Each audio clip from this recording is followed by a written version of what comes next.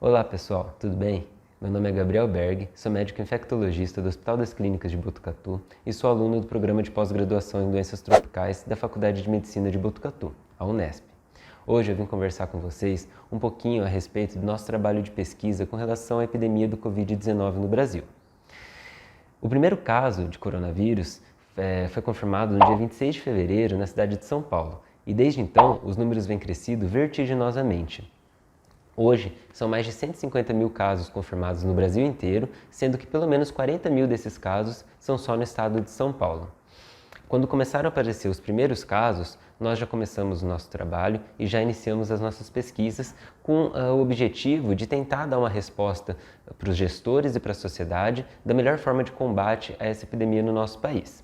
Primeiramente, nós escolhemos algumas cidades do país de diferentes regiões, diferentes dados climáticos, diferentes densidades demográficas e diferentes estruturas etárias da população.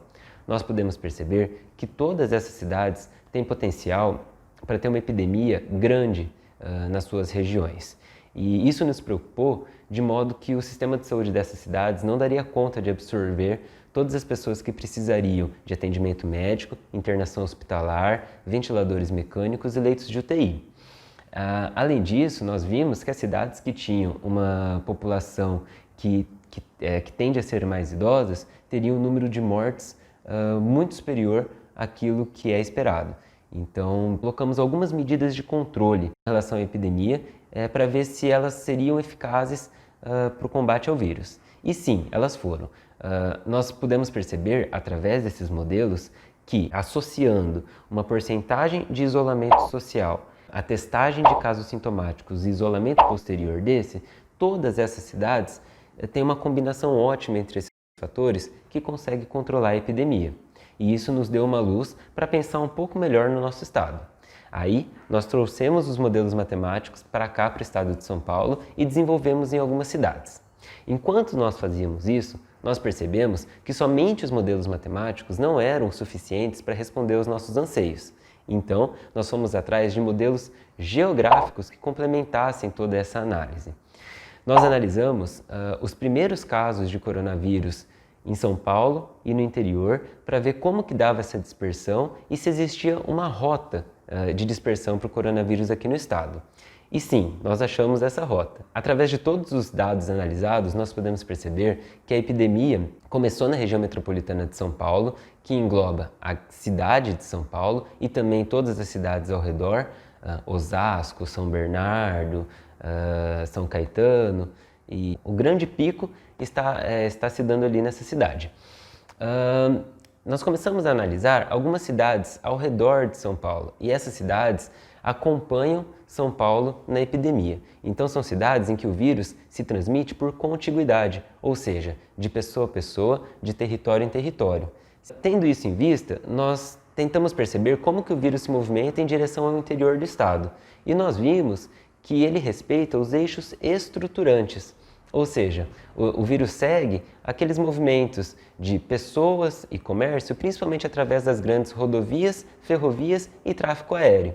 Então nós podemos perceber que a epidemia dá saltos, ou seja, ela sai de São Paulo e vai para cidades que nós chamamos de centros regionais. Ribeirão Preto, São Carlos, Presidente Prudente, por exemplo. E a partir desses grandes centros, novamente o vírus se comporta se disseminando por contiguidade, ou seja, essas grandes cidades são potenciais propagadoras do coronavírus para cidades menores ao seu redor. Nós não podemos pensar somente nos modelos matemáticos, nós temos que ver a situação como um todo e estudar a geografia e o movimento das pessoas e das relações comerciais e industriais entre esses lugares. Tudo isso é importante para nós termos em mente que o controle aplicado a cada cidade pode não ser suficiente. Nós precisamos de um controle orquestrado, de um controle que envolva não só uma cidade, mas que envolva todo o estado. Nesse sentido, nós estamos tendo esse material para subsidiar as melhores decisões dos gestores. Nós temos pesquisadores do nosso grupo que fazem parte do Comitê de Combate ao Coronavírus Estadual e que está fazendo o melhor planejamento para o contingenciamento da epidemia no estado.